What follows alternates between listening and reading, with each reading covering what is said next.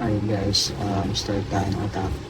TH16 versus TH18. Ako max ng TH18 ito. Install ng scout na tayo dito.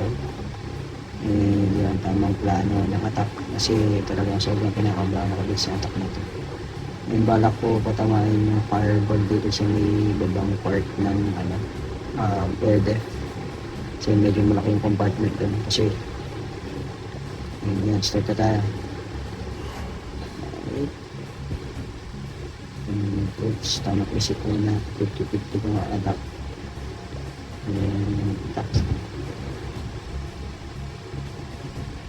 Tamang room. Hindi pag si Warden Feelers. Hindi sa builders. Hindi sa detective gear. Pyro. Oops. Go. Earthquake. Dito medyo narattle pa ako mag-drop ng mga troops tsaka heroes kasi kinakabahan talaga ako.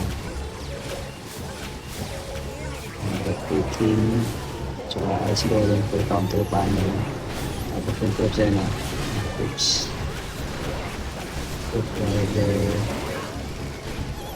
tapos si RC. Mali pa nga dapat si RC dito sa Infer na dapat Infer na dapat ko papupuntan kasi, pero good choice na rin yan. Hindi na rin yung pinuntahan.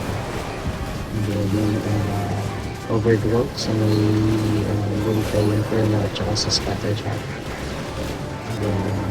Magawin ng totem para panggulo dun sa may nagbatawag dyan. Basta sa depensa ng town hall.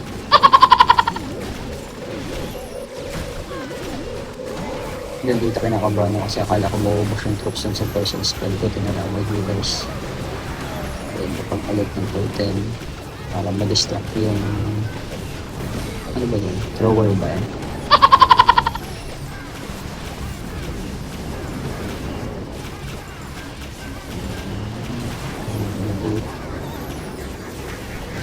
Sige, tama na yun. Tapos may natagala ko siyang totem dito. Hindi nabasa yung giant kung ano yung inferno.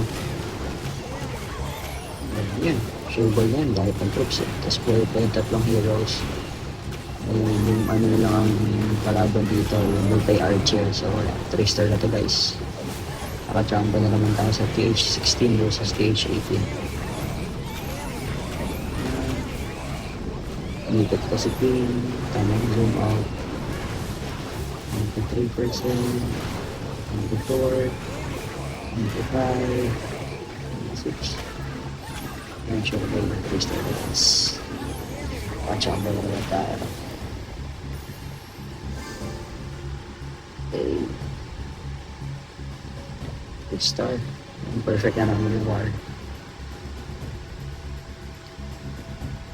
Hindi ko sure kung attack pa yung kalaban kasi marami pa silang attack. Pero puro fail kasi yung top nila, attack taas na taas. 16. Thank you for watching.